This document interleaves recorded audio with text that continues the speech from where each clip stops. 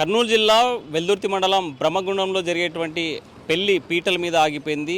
100కి phone చేసి ఒక యువతి వరుడి చేతుల్లో నేను మోసపోయాను, తనను తల్లి చేసి పారిపోయి వచ్చాడు, మరో పెళ్లికి సిద్ధమవుతున్న నేపథ్యంలోనే 100కి ఫోన్ చేసినటువంటి యువతి పోలీసులు అప్రమత్తమయ్యారు.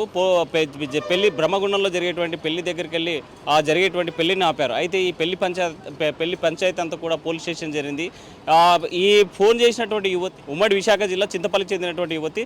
మనతో మాట్లాడడానికి ఆమె ఉన్నారు. అసలు ఏం జరిగింది, ఎందుకు మోసపోయారు, ఎలా మోసపోయారు, ఎన్ని రోజుల నుంచి ఆ యువకుడితో సంబంధాలు ఉన్నాయనేటువంటి విషయాలు మనతో మాట్లాడడానికి ఆవిడ ఉన్నారు. చెప్పడమ్మా, ఏం జరిగింది, ఆ యువకుడు ఎవరు, మీకు ఎలా పరిచయం అయ్యాడు? నాకు ఇన్స్టా ద్వారా పరిచయం అయ్యారు సార్. ఇంతకుముందు రిలేషన్లో ఉండేది, ఏదో గొడవలు అయ్యి మేము కొన్ని రోజులు దూరం పెట్టాను సార్. మళ్ళీ కొత్తగా ఈ 2 ఇయర్స్ నుంచి మళ్ళీ మేము కంటిన్యూ చేసాం సార్. వచ్చిన తర్వాత మళ్ళీ నన్నే మ్యారేజ్ చేసుకుంటాను, నేను నీతోనే ఉంటాను, నీ వెంటనే ప్రాణం, నువ్వు లేకపోతే నేను ఉండలేనని నా ఫ్యామిలీ దగ్గర అందరి దగ్గర నమ్మించాడు సార్ నన్ను. ఇప్పుడు నమ్మించి అంత చేసి మళ్ళీ ఇక్కడికి వచ్చి నాకు తెలియకుండా పెళ్ళి 19వ తేదీన బయలుదేరుతానని చెప్పి 20వ తేదీన పెళ్ళి పెట్టుకొని 19వ తేదీన రాలేదు సార్. నాకు డౌట్ వచ్చి నేను వేరే వాళ్ళ చేత దూరంగా కనుక్కుంటే సార్ పెళ్ళని తెలిసింది సార్. కానీ ఏం చేయాలో తెలియక 100కి చాలామందికి కాంటాక్ట్ చేశాను సార్, ఎవరు రాలేదు. కానీ 100కి కాల్ చేశాను. పోలీసులను ఇక్కడ దగ్గర స్టేషన్ నుంచి పోలీసులను అక్కడికి తీసుకెళ్ళి పెళ్ళి ఆపారు సార్. అంటే ఆ అబ్బాయి ఏమో కర్నూలు జిల్లా వాడు, మీరేమో విశాఖపట్నం సంబంధించి, మీ మధ్య ఎట్లా రిలేషన్ కలిసింది అసలు? ఇన్స్టా దూరంగా పరిచయం అయ్యాం సార్. అంటే ఇక్కడ నుంచి అంత దూరం ఎలా వచ్చాడు, ఎందుకు వచ్చాడు?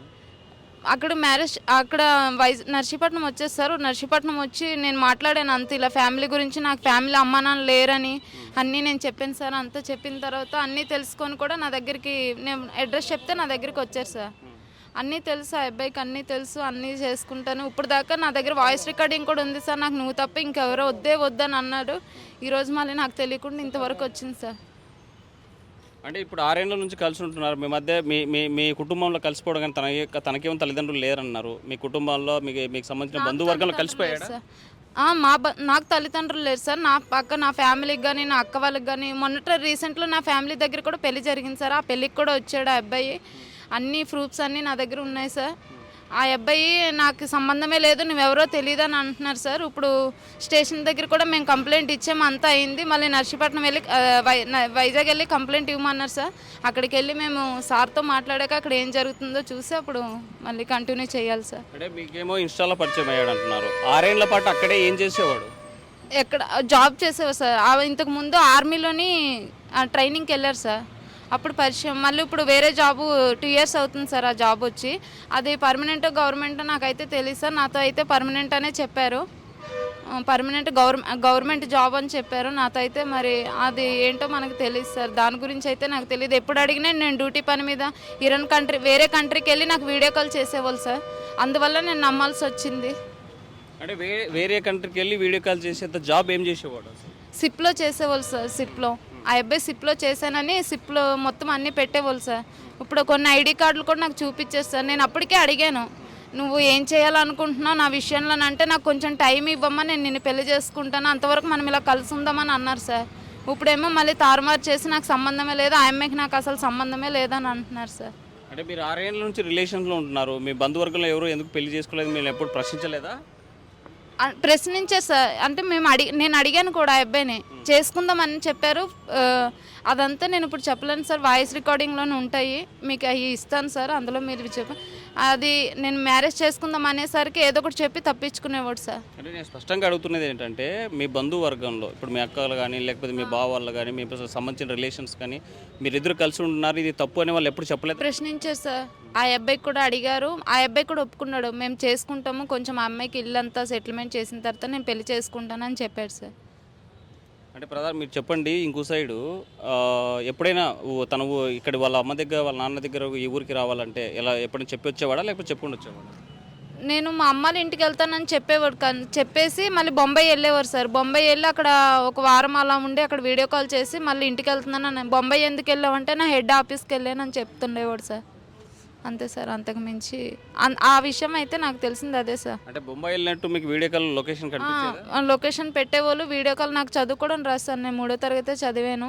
ఆ అబ్బాయి ఏది పెట్టినా నేను దానికి యాక్సెప్ట్ చేసేదాన్ని సార్. అంటే మీరు రిలేషన్లో ఉన్నానంటున్నారు, మరి అంత గతంలో సంబంధించి ఏమైనా మీకు పెళ్ళి ఏమైనా అయింది అట్లా? మాకు పెళ్ళి ఇంక లేదు సార్, మా రిలేషన్లోనే ఉన్నాము. నేను చెప్పేది ఇంతకుముందు ఎవరితోనే పెళ్ళి అయిందా మీకు? పెళ్ళయింది సార్, నాకు పెళ్ళయి డైవర్స్ అంటే విడిపోయాం సార్. మేము గ్రాండ్గా పెళ్లి చేసుకోలేదు, పెళ్ళైన 6 నెలలకే మేము విడిపోయాం సార్ ఆ అబ్బాయితోని. అంటే విడిపోయిన తర్వాత ఇలా రిలేషన్లో ఉండడం తప్పు అనిపించలేదు ఎప్పుడు మీకు? నేను నా ఇష్ట ప్రకారంగా నేను ఎప్పుడు రాలేదు సార్. నేను ఆ అబ్బాయికి కూడా చెప్పాను నేను రిలేషన్లో ఉండని, ఇలా నాకు మ్యారేజ్ అయిందంటే ఆ అబ్బాయి దానికి యాక్సెప్ట్ చేశాడు సార్. నేను నీ రిలేషన్లో ఉంటే ఏంటి, ఏముంటే ఏంటి, నేను పెళ్లి చేసుకుంటానని చెప్పాను కదా, నేను ఉన్నప్పుడు నీకేంటి ప్రాబ్లము, నాకు కదా ప్రాబ్లం అవ్వాలి, నేనున్నప్పుడు నీకెందుకు ప్రాబ్లం అని చెప్పారు సార్. నేనైతే చెప్పాను. ఇప్పుడు మేము విడిపోయి 6 ఇయర్స్ 7 ఇయర్స్ అవుతుంది సార్. పెళ్ళైన 6 నెలలకే విడిపోయి ఇప్పుడు మా హస్బెండ్తో విడిపోయి 7 ఇయర్స్ అవుతుంది సార్. ఆయన ఉన్నారా ప్రస్తుతం? ఉన్నారు సార్, ఎక్కడ ఉంటున్నారో నాకు తెలియదు సార్. వాళ్ళతో నేను కాంటాక్ట్లో లేదు, వాళ్ళకి నాకు సంబంధం లేదు సార్. ఆ అబ్బాయికి ఆల్రెడీ మ్యారేజ్ అయిపోయింది వేరే అమ్మాయి, నేనున్నప్పుడే మ్యారేజ్ చేసుకున్నారు ఆ అబ్బాయి కూడా. అందువల్ల నేను ఆ అబ్బాయి జోలికి వెళ్ళలేదు సార్. మా అమ్మ అప్పటికి అమ్మ చావు బతుకుల్లో ఉంటే ఆ అమ్మ దగ్గరికి వెళ్ళిపోయింది సార్ ఆ అబ్బాయిని వదిలేసి. అంటే ఈ రిలేషన్స్లో ఎవరైనా మీకు సంతానం ఏమైనా కలిగిందా? ఈ రిలేషన్లో సంతానం ప్రెగ్నెన్సీ అది తీస్తారు సార్. పాప ప్రెగ్నెన్సీ అది మొన్న రీసెంట్లో తీస్తారు సార్. అది జరిగిన తర్వాత మళ్ళీ పాపతో ఉన్నారు సార్ పాప. అంటే ఇతను పెళ్లి చేసుకుంటున్నాడు అనే విషయం మీకు ఎలా తెలిసింది? నాకు నిన్న ఆ అబ్బాయి అమౌంట్ ఎవరి దగ్గర తీసుకొని తప్పించుకున్నారండి సార్. వాళ్ళు ఫోన్ చేసి నాకు బెదిరించి అమ్మ నువ్వు మధు వాళ్ళ వైఫ్వేనా, మీ ఆయన నాకు అమౌంట్ తీసుకున్నారంటే, ఏమన్నా నాకు అమౌంట్ విషయం అయితే నాకు తెలీదు, కానీ మధు అయితే ఇంట్లో ఉన్నారు, ఒకసారి వెళ్ళండి అన్న, ఏదో ఇది పుట్టెంటుకలు తీస్తున్నారంటన్నా, దానికోసం బిజీగా ఉన్నారు, మధు అయితే ఇంటికాడే ఉన్నారు, వెళ్ళండి అంటే వాళ్ళు నిన్న 19వ తేదీన ఇక్కడికి వచ్చారు సార్. వచ్చి ఆ అబ్బాయి, అందులో ఒక అబ్బాయి నాకు ఆ మధు వాళ్ళ ఫ్రెండ్, ఆ అబ్బాయి నాకు పరిచయం చెప్పి పోలీస్ స్టేషన్ ద్వారా నాకు ఫోన్ చేసి, అమ్మ మీ ఆయనకి పుట్టెంటుకలేమి, మీ అక్కలు పుట్టెంటుకలేమి తీయట్లేదు, మీ ఆయనకి పెళ్లి జరుగుతుంది ఇక్కడ, కావాలంటే చూడని కార్డు పెట్టారు సార్. అది రియేట్ అయ్యి నేను అదే మా ఊర్లో కంప్లైంట్ ఇచ్చి నేను రావడానికి ఇంత టైం పట్టింది సార్. వెడ్డింగ్ కార్డు ఆ అబ్బాయి అమౌంట్ తీసుకొని మోసం చేశాడని సార్ ఆ అబ్బాయి పెట్టాడు సార్. ఆ అబ్బాయి దేవురు? ఆ అబ్బాయి దేవురు నాకు తెలియదు సార్, నాకైతే కాంటాక్ట్లో ఉండేరు. అది ఆ అబ్బాయి దేవురు నాకు తెలియదు సార్. ఇక్కడ పోలీసులు ఏమన్నారు?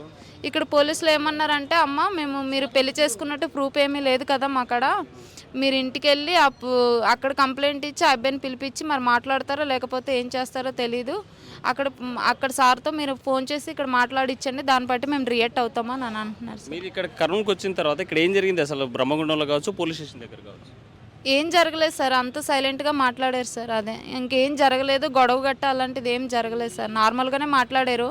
సార్ కూడా నాకు అంటే నాకే కౌన్సిలింగ్ ఇచ్చారు, ఇలా ఎలా అమ్మ నువ్వు నమ్మి మోసపోతావు, నువ్వు ఇన్ని సంవత్సరాలు ఉండి మరి నువ్వు ప్రూఫ్ తీసుకోవాలి కదా అని నన్నే ఇది అన్నారు సార్. మీ దగ్గర రిలేషన్లో ఉన్నట్లు మీరు కలిసి ఉన్నట్లు ఏ సాక్ష్యాలు ఉన్నాయి? ఫొటోస్ ఉన్నాయి సార్, కొన్ని ఫొటోస్ ఉన్నాయి మా దగ్గర, ఫొటోస్ ఉన్నాయి. ఆ అబ్బాయి మాట్లాడిన వాయిస్ రికార్డింగ్లో ఎలా ఉన్నాయి సార్, ఫొటోస్ అయితే ఉన్నాయి సార్. మా ఫ్యామిలీ దగ్గర వచ్చి తీసుకున్న ఫొటోస్, మా పెళ్ళికి వచ్చిన ఫొటోస్ అన్నీ ఉన్నాయి సార్. అక్కలు మా ఫ్యామిలీ రిలేషన్ పెళ్ళికి వచ్చి అందరూ మా ఫ్యామిలీతో అందరూ మాట్లాడింది అవన్నీ ఉన్నాయి సార్. మరి ఇవన్నీ ఉన్నప్పుడు వాళ్ళ తల్లిదండ్రులు ఏమన్నా నిలదీశారా, అడిగారా మీరు ఈరోజు అడిగాను సార్. అడిగితే మాకు సంబంధమే లేదు, మా ఆడికి మేము చచ్చిపోయామని అనుకున్నాం, 400 మంది దగ్గర నా పరువు తీసాడమ్మా, మేమంటే చచ్చిపోయామని అనుకున్నాము, ఆ అబ్బాయికి మాకు ఏ సంబంధం లేదు, నువ్వేం చేసుకుంటావు చేసుకోని అని అంటున్నారు సార్. మీరు 6 ఏళ్ళు కలిసి ఉన్న సమయంలో ఎప్పుడైనా సరే ఈ ఊరికి వెళ్దామని మిమ్మల్ని తీసుకురావడం ఏమైనా జరిగిందా కర్నూలు జిల్లాకి? సార్ 6 సంవత్సరాలు కలిసి ఉండడం అంటే ఆ అబ్బాయి వేరే దగ్గర ఉండిపోయాడు సార్, నా దగ్గరికి అసలు రాలేదు, మళ్ళీ 2 ఇయర్స్ నుంచి రావడం మొదలెట్టాడు సార్. అది సార్. అంటే ఈ 2 ఇయర్స్ మధ్యన ఎందుకు వదిలేసిపోయాడు? ఎందుకు వదిలేసి వెళ్ళాడో నాకు తెలియదు సార్, కారణం అయితే తెలీదు. కనీసం ఫోన్ కానీ కాంటాక్ట్స్ అన్నీ పోయినాయి సార్. నా ఫోన్ ఇంకోటి ఉండేది, అది పగిలిపోయింది. దానివల్ల ఈ ఫోన్తో కొంచెం ఇన్స్టా డౌన్లోడ్ చేసుకునేసరికి ఆ అబ్బాయిది వచ్చింది సార్. వచ్చిన తర్వాత యాక్సెప్ట్ చేశారు. 5 నెలల తర్వాత నేను యాక్సెప్ట్ చేశాను, అంతవరకు నేను కూడా యాక్సెప్ట్ చేయలేదు సార్. 2 ఇయర్స్ నుంచి 5 నెలల తర్వాత నేను యాక్సెప్ట్ చేశాను. అప్పటికి నాకు ఇక్కడ మెడలో ఆపరేషన్ అది జరిగింది, కొంచెం టెన్షన్ ఉండి ఏం చేయాలో తెలియక, ఎవరికి హెల్ప్ అడగాలో తెలియక ఆ అబ్బాయికి ఫోన్ చేశాను, కానీ ఆ అబ్బాయి హెల్ప్ చేయలేదు. అలా మేము అంటే మీతో రిలేషన్ స్టార్ట్ అయిన తర్వాత ఇద్దరు ఒకే ఇంట్లో కలిసి ఉండేవారా లేకపోతే సపరేట్ విడిగానే ఉండేవారా? కలిసి ఉండేవాళ్ళం సార్. రిలేషన్ స్టార్ట్ అయిన తర్వాత అయితే మేమిద్దరం ఒకే ఇంట్లో కలిసి ఉండేవాళ్ళం. ఒక ఇంట్లో కలిసి ఉన్నాం, మా ఫ్యామిలీకి అందరికీ తెలుసు సార్. అవును సార్. సార్ ఫైనల్గా మీకు ఎలాంటి న్యాయం కావాలనుకుంటున్నారు, మీరు ఏం కోరుకుంటున్నారు సార్? ఆ అబ్బాయి నాకు కావాలి సార్, నా దగ్గరికి రావాలి. నన్ను ఇప్పుడు పెళ్లి చేసుకోవట్లేదని అంటున్నాగా, ఇప్పుడు నా దగ్గరికి వచ్చి పెళ్లి చేసుకోవాలి సార్, అంతే. అంటే కేవలం మీరు బ్లాక్మెయిల్ చేయడం కోసమే తనని ఈ రకంగా చేస్తున్నారా అంటే? అలా ఎలా కుదురుతుంది సార్? నా దగ్గర నేను ఆ అబ్బాయితో ఇంతమంది వీడియో లైవ్లో నేను చెప్తున్నాను, నేను పడుకొని అన్ని చేసిందే నేను సార్. ఆ బాధ నాకుంటుంది. మనీ కోసం నేను ఏ రోజు మనీ కోసం అలా యాక్సెప్ట్ చేయను సార్. నాకు ఆ అబ్బాయి కావాలి. మనీ అయితే వద్దు, నాకు ఆ అబ్బాయి కావాలి. అంటే డబ్బు కోసమే కేవలం ఇంత దూరం వచ్చారని అంటే? లేదు సార్, డబ్బు కోసం అయితే ఇంత దూరం వచ్చి నేను చేయాల్సిన అవసరం లేదు సార్. అక్కడే ఫోన్ చేసి ఇలా పెళ్లి చేసుకుంటున్నారు, ఈ ఫోటోలు పంపించి మీ నుంచి మాకు న్యాయం కావాలని అడుగుతాను సార్. నాకు అలా ఉద్దేశం లేదు సార్. నాకు ఆ అబ్బాయి కావాలి. పోలీసులు అడిగారా కేసు నమోదు చేయండి అని? అడిగాను సార్. అడిగితే అక్కడికి వెళ్ళి ప్రూఫ్స్ అది అక్కడికి వెళ్ళి మాట్లాడి అక్కడికి వెళ్ళి ఆ స్టేషన్కి వెళ్ళి మాట్లాడేసి ఈ స్టేషన్కి రమ్మన్నారు సార్. ప్రూఫ్ అదే కాల్ చేయించమన్నారు సార్. అందుకు మేము ఇప్పుడు అర్జెంటుగా మేము బయలుదేరుతున్నాం సార్. అక్కడ ఏం జరుగుతుందో చూసి మళ్ళీ తర్వాత మేము చెప్పాలి సార్ మీకు. ఇప్పుడు మీకు మీ తల్లిదండ్రులు లేరు, మీరు చేసేటువంటి పోరాటానికి మీకు సపోర్ట్ ఎవరు ఉన్నారు? నాకు సపోర్ట్ ఎవరు లేరు సార్. నాకు తల్లిదండ్రులు ఉన్నారు, నా తల్లిదండ్రులు లేరు. నా పెద్దనాన్నలు పెద్దమ్మలు ఉన్నారు. వాళ్ళు కూడా నా భూమి అది లాగేసుకొని నాకు ఏ హెల్ప్ చేయట్లేదు సార్. వాళ్ళు అంతే నాకు విపరీతమైన టార్చర్ పెడుతున్నారు సార్. ఆల్రెడీ వాళ్ళ మీద నేను కంప్లైంట్ కూడా ఇచ్చాను సార్. కావాలంటే మీరు వెళ్ళి చూసుకోండి సార్. కంప్లైంట్ ఇచ్చాను. వాళ్ళు కూడా నా భూమి లాక్కొని ఒక్క రూపాయి కూడా సహాయం చేయట్లేదు సార్. ఎవరూ సహాయం చేయట్లేదు. ఏమైనా అంటే నువ్వు ఎన్నెన్నో మాట్లాడుతున్నారు సార్. మొన్న కూడా మధుకు కూడా చెప్పాను సార్ ఈ విషయం. నా ఫ్యామిలీ అంతా నాకు టార్చర్ పెడుతున్నారు, భూమి ఇవ్వట్లేదని. అంటే వాళ్ళు ఇవ్వకపోతే ఏటమ్మా నేను అన్నీ చేసిస్తానన్నారు సార్. ఇప్పుడు ఆ అబ్బాయి కూడా లేదు సార్. అంటే మీరు ఒంటరిగా ఏం పోరాటం చేయగలరు? నేను చేయగలను సార్. న్యాయం నా వైపు ఉంది, నేను చేయగలను సార్. సరే, డిపార్ట్మెంట్కి మీరు ఏం కోరదలుచుకున్నారు సార్? మీకు దండం పెట్టి అడుగుతున్నాను సార్. ఆ అబ్బాయి నా దగ్గర పంపించేలా సహాయం చేయండి సార్. నా దగ్గరికి వచ్చేలా సాయం చేయండి సార్. అంతే సార్. అంతకు మించి మేము మిమ్మల్ని ఏం కోరుకోవట్లేదు సార్. ఒకవేళ రాకపోతే నేను మళ్ళీ ప్రొసీడ్ ఇదే మీడియాకి నేను ఇదే మళ్ళీ ఇలాగే కంప్లైంట్లు ఎన్ని రోజులు రాకపోయినా ఇలాగే నేను ఇలాగే చేస్తాను సార్. ఇలాగే మీడియా వల్ల ఇదవుతాను. పోలీస్ స్టేషన్ల కోసం నాకు ఓపిక ఉన్నంత వరకు నేను తిరుగుతాను సార్. సార్ నాకు న్యాయం జరగకపోతే నా పిల్లలతో సహా నాకు ప్రెగ్నెన్సీ తీయించాడు కదా, అవన్నీ పట్టుకొని నేను వాళ్ళ ఇంట్లో కూర్చుంటాను సార్. అంతకు మించి ఇంకేం చేయలేను సార్. నేను వాళ్ళ ఇంట్లో కూర్చుంటాను. వాళ్ళ తండ్రులు నాకు న్యాయం చేస్తారో లేకపోతే అన్యాయం చేస్తారో వాళ్ళ ఇష్టం సార్. అదే అంతే సార్. ఇన్స్టాగ్రామ్లో పరిచయమైనటువంటి యువకుడు తనను ప్రేమించాను, తనతో కలిసి ఉంటాను, తనతో సహజీవనం చేస్తాను, నీకు పెళ్ళైనప్పటికీ కూడా నేను నీతో ఉండడానికి సిద్ధపడ్డానని మోసం చేసి 6 ఏళ్ల పాటు కలిసి ఉంది. మరో యువతికి పెళ్లి చేసుకోవడానికి సిద్ధమైన నేపథ్యంలో ఆ అమ్మాయి అలర్ట్ అయింది. ఆ స్థానికంగా పోలీసులకి 100 ద్వారా ఫిర్యాదు చేసింది. పోలీసులు అప్రమత్తమయ్యారు. పెళ్లి పీటలపైన జరిగేటువంటి పెళ్లి ఆగిపోయింది. అయితే ఈ యువతికి మాత్రం కంపల్సరీగా న్యాయం జరగాలి. న్యాయం జరగకపోతే మాత్రం తన పిల్లలతో వచ్చి ఇంటి ముందే ధర్నా చేయడానికి, న్యాయ పోరాటం చేయడానికి సిద్ధంగా ఉంటున్నట్టు యువతి. వీడియో చంద్రశేఖర్తో హుస్సేన్, RTV కర్నూలు. మరిన్ని వీడియోస్ కోసం ఛానల్ ని సబ్స్క్రైబ్ చేయండి. లేటెస్ట్ అప్డేట్స్ కోసం వాట్సాప్ ఛానల్ ని ఫాలో చేయండి. అండ్ లింక్ డిస్క్రిప్షన్ లో ఉంది.